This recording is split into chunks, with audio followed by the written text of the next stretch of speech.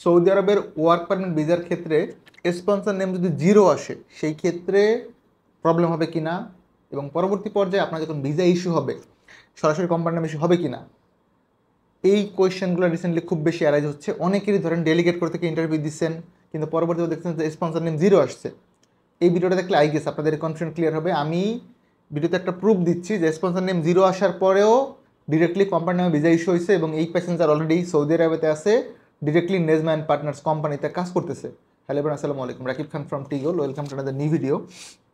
দেশ এবং দেশের বাইরে যারা আমাকে দেখতেছেন আশা করি সকলে অনেক বেশি ভালো আছেন। এটা হচ্ছে এমডি জেলাল হোসেন ভাইয়ের ভিসা। এটা 28/1/2000 না, ইস্যু হয়েছিল 6/6/2024 জুন মাসে এই ভাইয়ের মুফা হয়েছিল।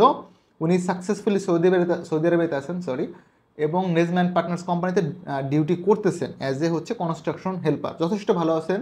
জেলাল ভাই হয়তো আমার ভিডিও দেখে থাকবেন, ওনারা যে সাপ্লায়ার আছেন শফিকুল ইসলাম ভাই, উনিও হয়তো দেখবেন।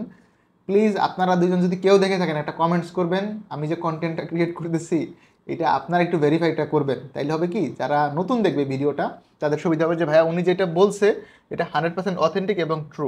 জেলাল ভাই কিন্তু অলরেডি আসেন, সো আমি রিকোয়েস্ট করতেছি আরেকবার, জেলাল ভাই অথবা শফিকুল ভাই যদি আমার এই ভিডিওটা দেখে থাকেন প্লিজ একটু কমেন্টস করে জানাবেন যে আমি যে ইনফরমেশনটা দিচ্ছি এটা 100% অথেন্টিক এবং আপনারা হচ্ছেন তার প্র্যাকটিক্যাল প্রুফ।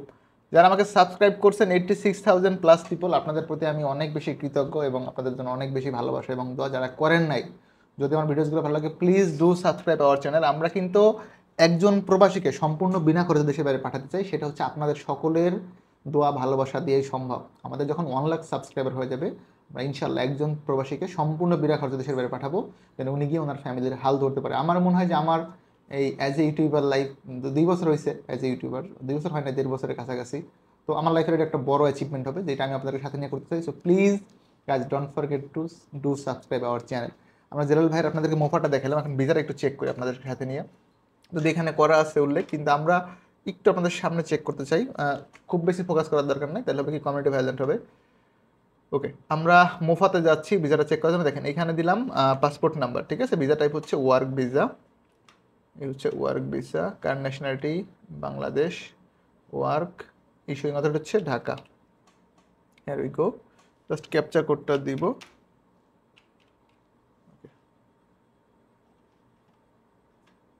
দেখেন ভিসা হ্যাজ বিন ইস্যুড, এই যে হচ্ছে স্পন্সর নেম। হ্যাঁ, তো স্পন্সর নেমটা আমরা কপি করে নিলাম, কপি করে আমরা চেক দিব যেটা কী নামে ভিসা ইস্যু হয়েছে। ওনারা কিন্তু মোফা 0-তে ছিল, ঠিক আছে, 0 স্পন্সরে ছিল। তো আমরা এখানে কেটে দিলাম, কেটে দিয়ে পেস্ট করলাম। দেখেন ভিসা হচ্ছে নেজমা অ্যান্ড পার্টনার্সের নামে ডিরেক্টলি ইস্যু হয়েছে। সো এইখানে আমি একদম ডিরেক্টলি প্রুফটা দিলাম আপনাদেরকে।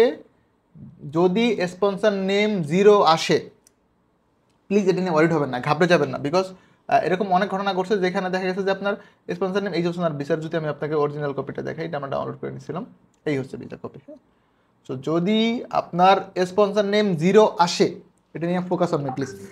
যদি স্পন্সর নেম 0 আসে এটা নিয়ে কোনোভাবেই প্যারা খাওয়ার দরকার নেই। যদি আপনার এজেন্সি আপনাকে কনফার্ম করে যে ভাইয়া স্পন্সর 0 হোক, ভিসা কোম্পানির নাম ইস্যু হবে, আপনি ডিরেক্টলি কোম্পানিতে পড়বেন, তবে এইটা মোটামুটি কনফার্ম হইতে হবে।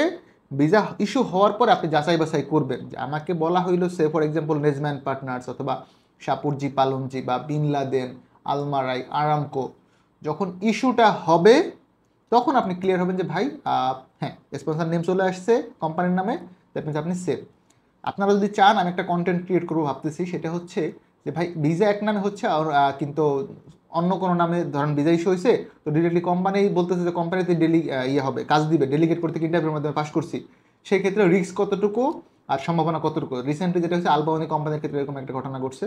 তো আপনারা যদি চান এরকম একটা কন্টেন্ট আপনাদের প্রয়োজন, প্লিজ আমাকে কমেন্টস করে জানাবেন এই ভিডিওর কমেন্টস বক্সে। আমি ইনশাল্লাহ আপনাদের জন্য এরকম একটা কন্টেন্ট ক্রিয়েট করে দিব। যারা অফিসে আসতে চান আসতে পারেন, alpha Ihan overseas services, RL 1846, location H79, block G, Chairmanbari, Banani, Dhaka. বাংলাদেশের যে কোনো প্রান্ত থেকে আপনি বনানী চেয়ারম্যানবাড়ি আসবেন, বনানী চেয়ারম্যানবাড়ি একটাই জায়গা, পুরো গুলশান বনানী সকলেই চিনেন। বনানী চেয়ারম্যানবাড়ি দেখবেন, রাস্তার পূর্ব পাশে হচ্ছে এলিভেটেড এক্সপ্রেসওয়ে যে গাড়িগুলো উঠে ওইটার টোল প্লাজা, তার উল্টা পাশে হচ্ছে জনতা ব্যাংক। জনতা ব্যাংকের এক বিল্ডিং পাশে হচ্ছে কিসমত খাবারের হোটেল। কিসমত হোটেলের 3 তলায় আসলে আপনি আমাদেরকে পেয়ে যাবেন, আলফা ইউনিভার্সিস। অথবা কিসমত হোটেলে গিয়ে যদি আপনি আমার ছবিও দেখান, স্ক্রিনশট দিয়ে ভাই এই লোকের অফিসে যাবো, ইনশাল্লাহ ওনারা যথেষ্ট হেল্পফুল, আপনারা এদেরকে দেখিয়ে দিবে। কিসমত হোটেলের মোটামুটি সবাই আমাকে চেনে, আপনি জাস্ট একবার বললেই দেখিয়ে দিবে। ইন নাটশাল আমি আরেকবার আপনাদেরকে বলে দিচ্ছি, যদি স্পন্সর নেম 0 আসে এটা নিয়ে খুব বেশি প্রবলেম হওয়ার কথা না। যদি আপনার এজেন্সি ভালো হয় এবং সে কনফার্ম করে যে ভাই আপনার ভিসা ডিরেক্টলি কোম্পানির নাম ইস্যু হবে, এরকম বড় মেজর ইস্যু হয় নাই। আমাদের রিসেন্টলি সিডর গ্রুপের স্পন্সর নেম 0 আসছে, সাপরজি পালনজির আমি কয়েকজনে দেখলাম মুফা স্পন্সর 0 আসছে।